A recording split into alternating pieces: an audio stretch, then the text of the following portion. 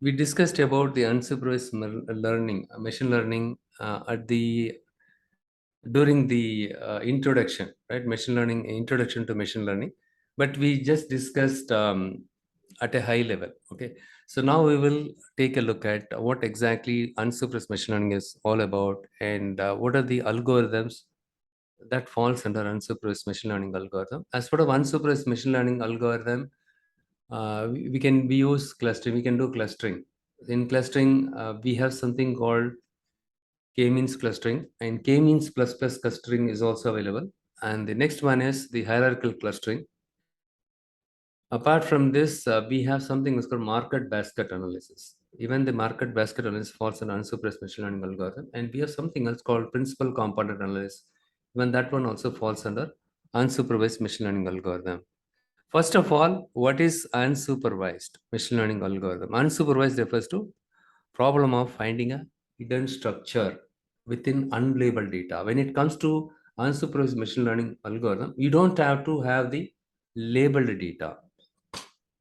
Okay, let's say you are given bunch of images, but you are not given the label for those images. Okay, and to create the labels for, let's say you have 1 million images are given, to find out to label those each and every image. It takes a lot of time, right? When you use the unsupervised machine learning algorithm, it automatically self detects the hidden structure within the unlabeled data. That is the beauty of the unsupervised machine learning algorithm. Okay, and the goal of this one is to model the underlying structure or distribution of data in order to learn more about the data.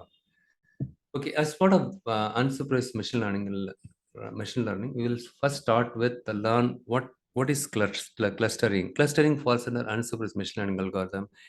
It is a popular method using which, right? So this algorithm, what it does, it forms the homogeneous groups within a data set. Right? It simply groups the observations that are similar ones and separates the dissimilar ones. That is what is called as clustering. It groups all the similar ones and then it isolates the dissimilar one.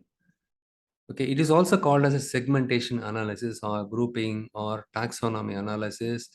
In the marketing people, they do something like customer segment analysis. Once they do the customer segment analysis, it will help them to do the, with that, they do customer profiling as part of customer segmentation.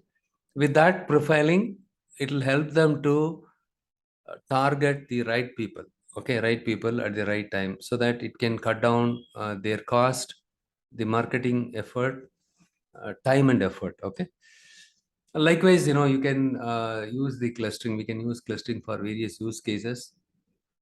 So for example, this is a simple example. Okay, here it grouped all the similar ones. These, all the triangles got grouped because these three, four observations have similar properties. Okay, somewhat close to each other, hence it grouped this one.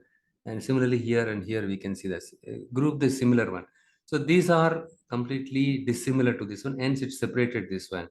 Similarly, these are completely dissimilar to this one, and it's separated, this one from this one. And if you take the spend score, right, if you plot it something like that, right, when you create a cluster, it will be formed something like that. So there are three types of clustering. One is K-means clustering, hierarchical clustering, and Gaussian mixture models.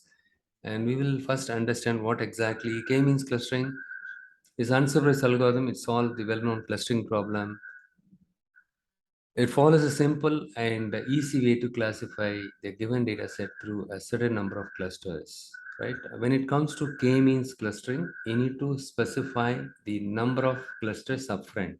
Okay, the K stands for something like, the parameter, hyperparameter. You need to specify the value for this K upfront when it comes to K-means algorithm. It is used for clustering numerical data.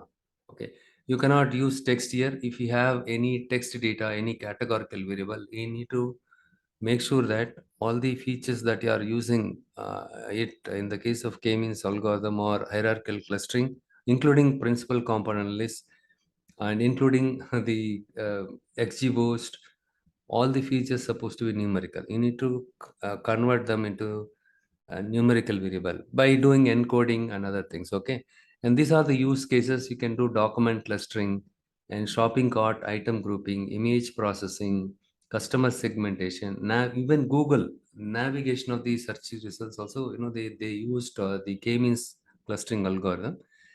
This is a very simple use case, the e-commerce player. If you look at this one, in the x-axis you can see the purchase frequency and return rate. This is the lifetime value. You can see on the y-axis, and return rate is there in your x-axis, and purchase frequency is on the x-axis and LTV on the y-axis. And here we can see that four clusters got created, formed, right? So this color one is, red color one is cluster one, and green color is two, and three is this one, and four is this one. Four different clusters got created. That's all. You will get something like that, right? Clusters. You need to do profiling after seeing this, after getting this clusters formed. Okay, so in this case what we can understand is the group one, right? I call the group one. The group one, if you see here, return rate is less, the purchase frequency rate is also less, and the return rate is also less. And if you see this guy, right, the two, and he purchase more frequently, but return rate is also very high. And if you see the third one, he is also purchasing frequently, but return rate is also a little more. But this guy, right, so group 2 is visits often, the return rate is very high, hence the lifetime value of this customer is very low. With this, we do see the algorithm does it creates the groups, but you need to go through each and every data. Here, the data, the visual tells us the story. With this, we can understand very clearly this group of people, they visits more frequently, but the return rate is very high. They keep returning it. Okay, the lowest lifetime value. So in US, 100% money back return policy is there. Okay, but nowadays even the e-commerce websites, they introduce the same thing. If you buy anything, you can use it, but you should not use it. You need to return it within 10 days if you are not satisfied with the product. But you should return it with the as is condition, right? The day when they deliver it, the same condition, with the same condition, you need to deliver it. But they are ordering more frequently, but they are returning it more frequently. Then where is the point in saying that this high lifetime value customer, right? They are not the high lifetime value customer, the low lifetime value. And if you see here, this guys, right? This guys is also okay. This is rarely, but they don't return purchases. Probably high average lifetime value. We can group it that way. This guy, if you see here, right, the return rate is moderate, hence we can say high lifetime value. Okay, anything the return rate is very high, the lifetime value is very less. Okay, that is what the insight we can get it with this one. Okay, now let us take a look at how this algorithm works. The k-means clustering algorithm. First, you need to define k. What is k? Number of clusters. How many number of clusters needs to be created? Right. So based on, let's say if you say k is equal to 3, what will happen is it will initialize 3 centroids. Okay, 3 median values. And then the next step is for each, in this case, I mentioned about 3. K is equal to 3, isn't it? So in that case, it will randomly initialize 3 different centroids. And then for each centroid, it will assign the values or the observation to the closest centroid. The second step and the third step, what will do? Once it assigns the values to the centroids, right? It updates the step by computing the new mean. Okay. So these two steps are iterated until it converges. Okay. Even in the case of k-means clustering, all your input variables are supposed to be numeric. But don't worry, I will explain this with an example so that you should be able to understand. So this is, let's say I have given the data set. When I plotted this, it looks something like this. So what I do is I just assign k equal to 3. Okay, it randomly created 3 centroids. Look here, the square one. And then what happens? The next step, assignment step. You remember, first we need to define the k. Yes, we define k is equal to 3. 3 centroids got randomly created. And the next step is assignment step. Assignment step. The next step, what happens is all the observations, the records that are closest to this centroid will get assigned here. And look here. So all, this one is these values are closest to this square, and this one is somewhat closer to this one, and these two rates are closer to this one. But compared to this value, it is little far, right? It is somewhat closer to this one. The assignment, this is the assignment step.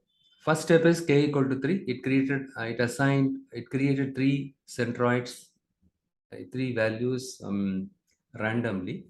And then the second step is assignment step. It assigned the values that are closer to the respective centroids. In this case, this is the centroid. These values are assigned to this one. These values assigned to this one. These values are assigned to this one. Once the values get assigned to the relevant centroids, it computes the average. So now for these values, it computes the average. Once it computes the average, this value will get shifted somewhere here. You know the average, right? You remember when you draw a line here, the average will be there in the middle, right? That is what the average. You remember, right? The same thing here. So in this case, the update step. In the update step, what happens? The assignment step, the observation that are close to the centroids will get assigned. The next step is it computes the mean value. Okay, once the mean value gets computed, what happens is instead of here, right, it gets shifted somewhere. The average in the middle, right? And now you see here, this one gets shifted here, and this one gets shifted here somewhere. Now in the update step, we got the new cluster centroid value, and then afterwards again it tries to check which value. It computes the distance between each observation and also the distance between the centroid and each observation. Now, if you see, it is pretty clear after updating, after it gets updated with the, after it got updated with the new centroid mean value, now it got shifted here. Hence, this value, this observation became too far for this one. It became now closer to this one. Look here, this is the next iteration, right? So first iteration is the assignment step and update step. After the update step, the again it does the assignment, right? It reassign the values because the mean values are getting changed, and again it keep does this one. So it keep assigns the value to the nearest centroids, and then it recomputes the mean value. It iterates the same, it repeats the same process as long as there are no more assignments are required. For example, here, so this one get shifted here.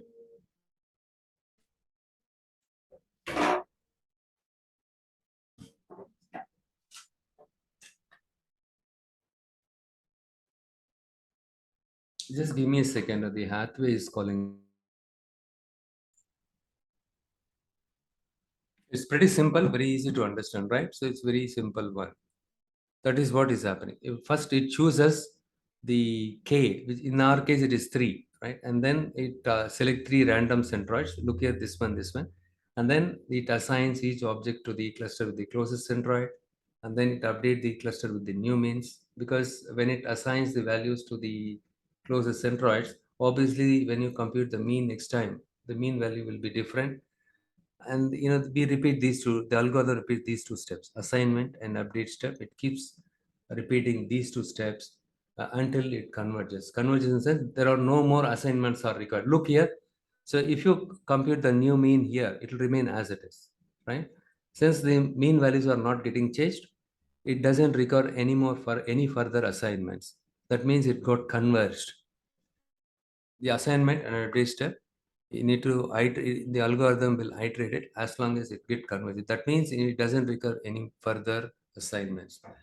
So in order to compute the distance, right? So how does this algorithm know how far these values, how these observations are close to this one, the centroid? How it knows? It uses some distance metric. The commonly used distance metric is the Euclidean distance. There are different distance metrics are available, like Manhattan distance, and some popular one includes something like this. And the Euclidean distance is something like that. Okay, this is the one. And other measurements such as cosine distance, Tonimoto, Hamming, a lot of Mahalanobis, like different types of distance metrics are available. In order for you to understand how exactly these distance is computed, right? We will use the Euclidean distance instead of taking each and everything, right? So this is the given data set. Okay, 1, 2, 3, 4, 5, 6, 7. Okay, this is the data set given to x, y, right? These are the values given. These are the data set given to you.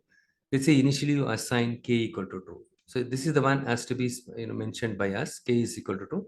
So in this case, two values, two records got initialized as a centroids. Randomly it selected these two records. Not because of these two, this one is appearing first record, not that way.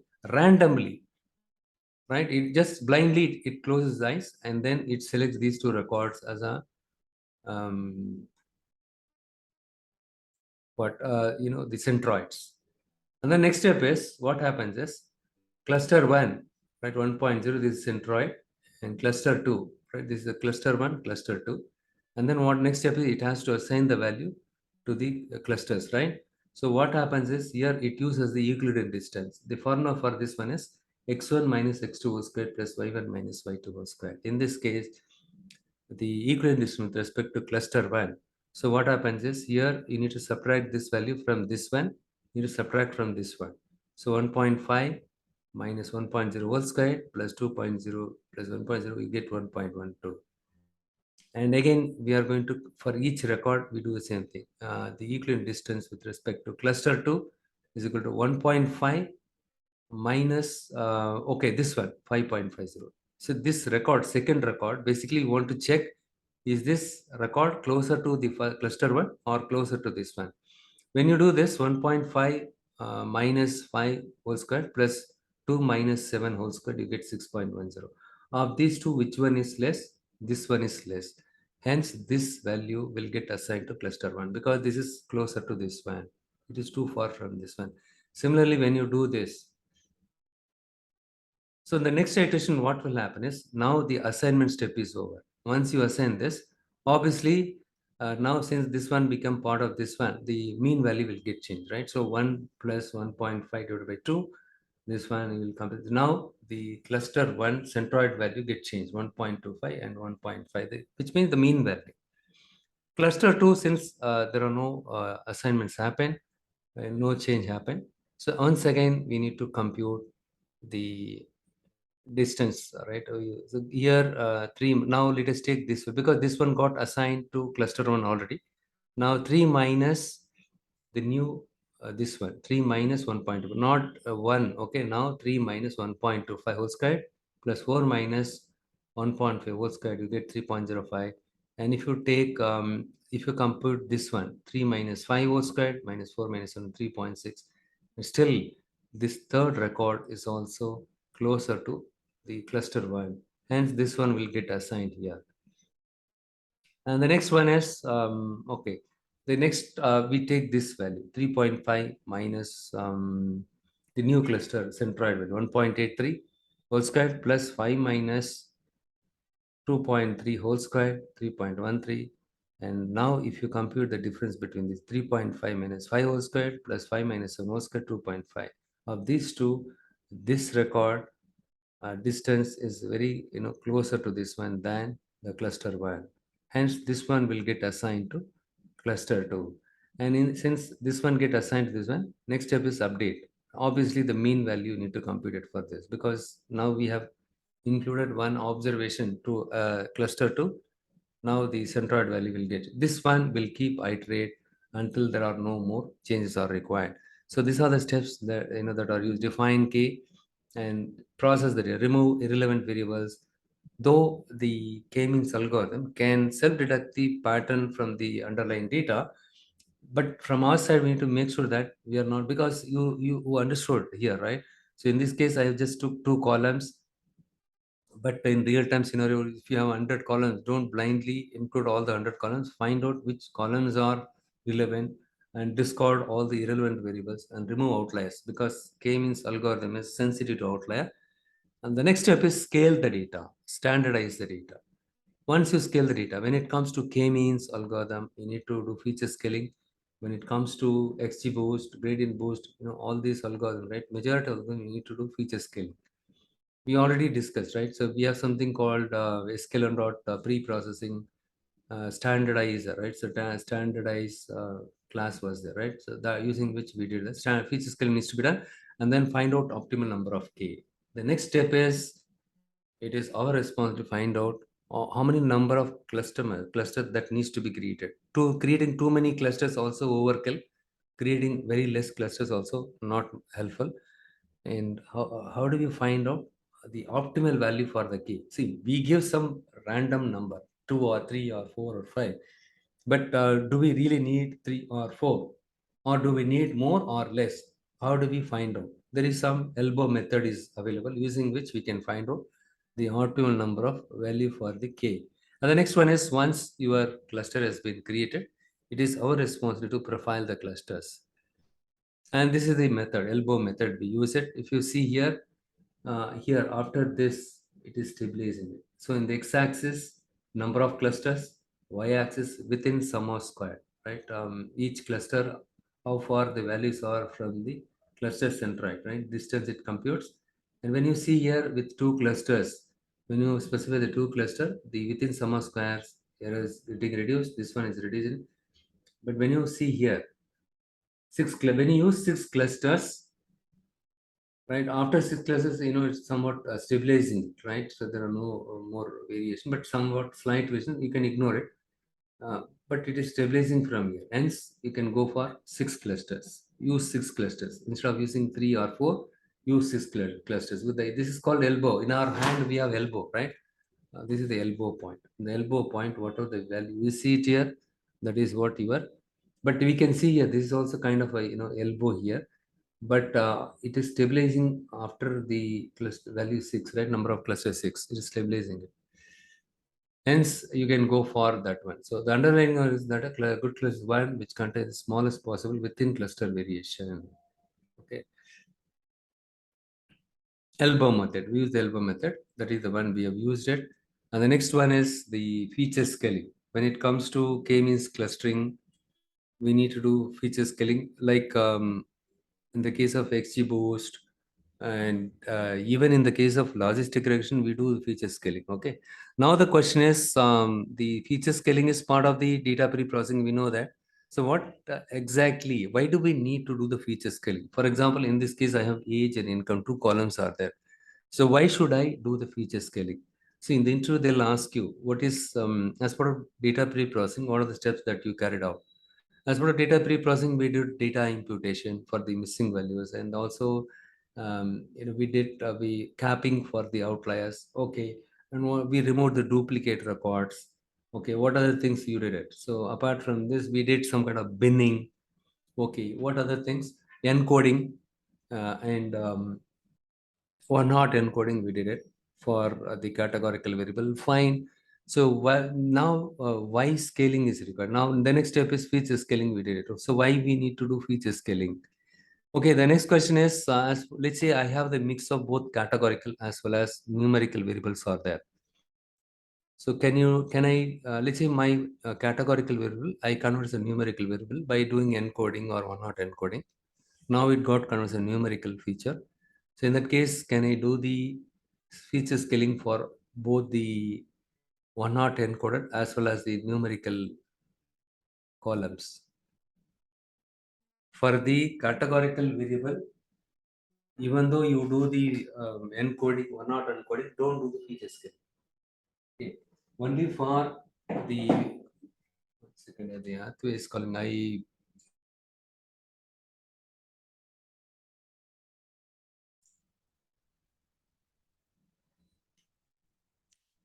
So why do we need to do scaling? For example, in this case, age and income, right? There is a vast difference in the range, right? So if you look at age, is just 2 digit, whereas income is. But when you look at the large enterprise like Walmart, or the income is very high, right? So in this case, first of all, we cannot compare these two values because these two are in two different unit of measures. Okay, but if you don't do feature scaling, and if you simply use these values as it is, the algorithm makes an assumption, right? And it thinks since the values are very high here in the income, it will have more weight. The income column will have more weight than the age column. Okay, hence we need to standardize these values. Okay, we can use min-max scaling or the standard scaler. You can use it. Usually, we use standard scaler, the z-score, right? That is the one we use it. The another reason is the purpose of doing the feature scaling is in the case of neural network and gradient descent, right? It converges much faster with the feature scaling. For that purpose, also the feature scaling is important.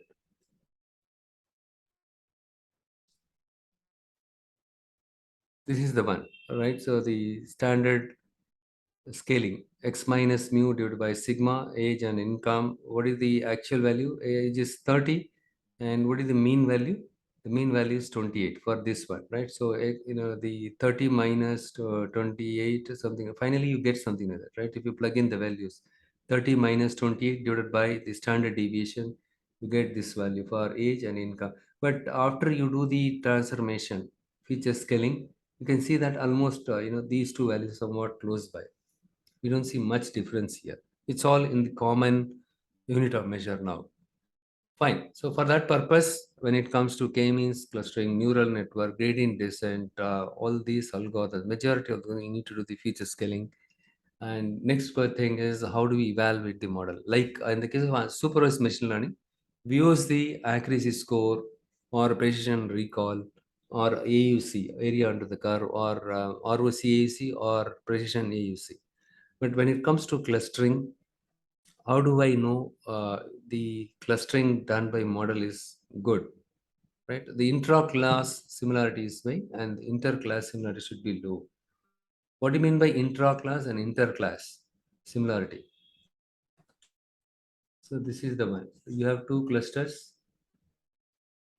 right? So the intra-class and inter-class. This is my inter-class, right? And intra-class. Okay, which one is in? Okay, here inside the cluster, this is my centroid. Okay, almost all the values are somewhat closer here.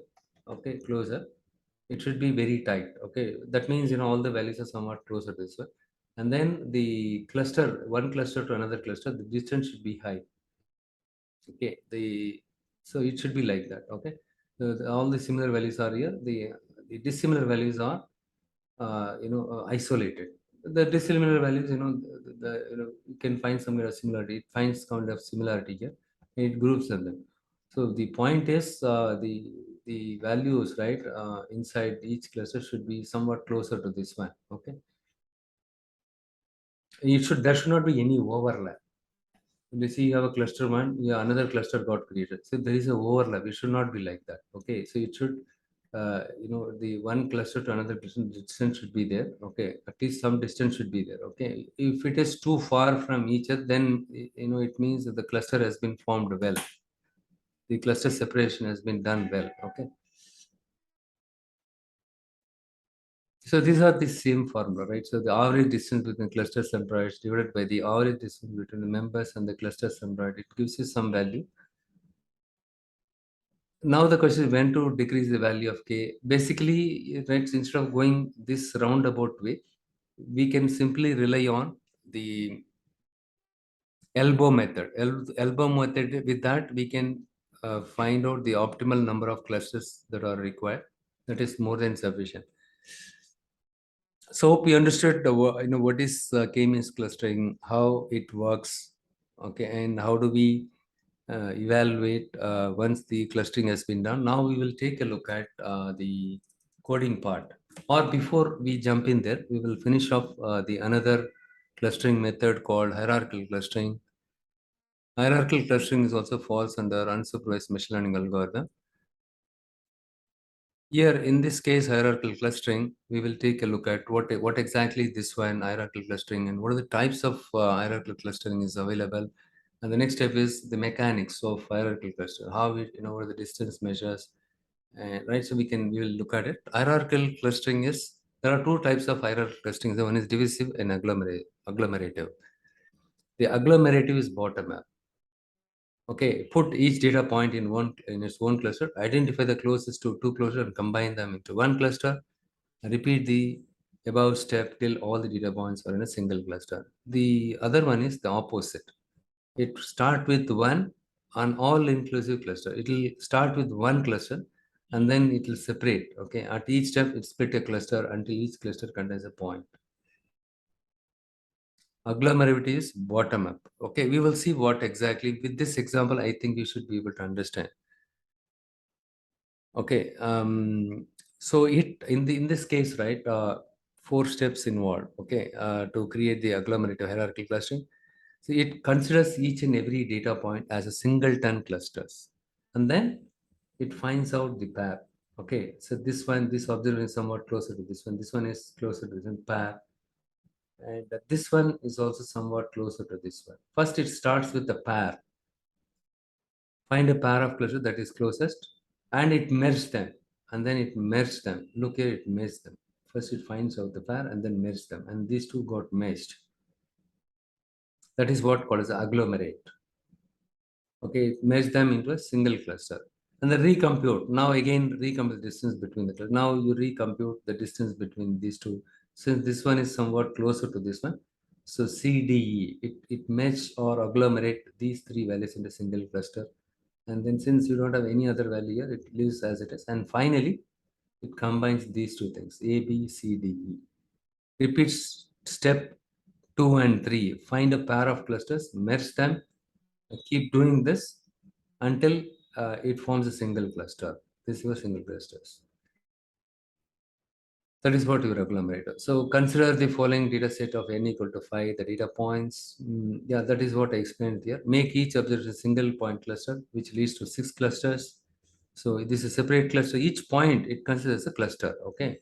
So these are different colors, right? Different colors, 6 values, 6 records, shows 6 different clusters. And then what happens is it finds out the pair, then it groups them, and then it merges them, right? Finally, it converts everything a single cluster. Here also we need to do the feature scaling. Euclidean distance is the one commonly used. The next one is single linkage. There are different types of linkage methods are available. The distance between closest elements in clusters. Look at this one cluster, this is another cluster. The distance between the closest element in cluster, that is called single linkage.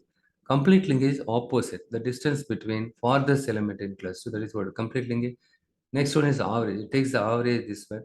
So the average distance between these two. Next one is the word method. The difference between total within cluster sum of squares for the two clusters separately and the within cluster of squares resulting from merging the two clusters and see. We'll see Watt's method little later. And once you once you train your model, right, you get something like this one, the dendrogram. You can see. So the dendrogram, the similar values are grouped together. Look at all these values are grouped here. This one is grouped. This is what your cluster dendrogram. Now the difference between these two, hierarchical and K-means clustering, the advantage. So no a priori information about the number of clusters required. Unlike K-means, you don't have to tell how many number of clusters needs to be created, beforehand, right? So beforehand, you don't have to tell. In the case of hierarchical clustering, it's very handy to club different data points. But the advantage of K-means clustering is it may produce tighter cluster than hierarchical, especially if the clusters are globular. It handles large number of objects, but it's very slow compared to K-means. Hierarchical is very slow. Okay, so difficult to identify. Sometimes difficult to identify the correct number of clusters by the dendrogram. The disadvantage this one is fixed number of clusters make it difficult to predict what k should be. But k value also we can find out with the elbow method. With that we can. But compared to hierarchical, this is faster and you can use more number of observations since it creates nested number of clusters, right? It takes a lot of time. So now we understood the difference between hierarchical clustering and the K-means clustering. Next step is we will take a look at how we can implement them in using sklearn packages.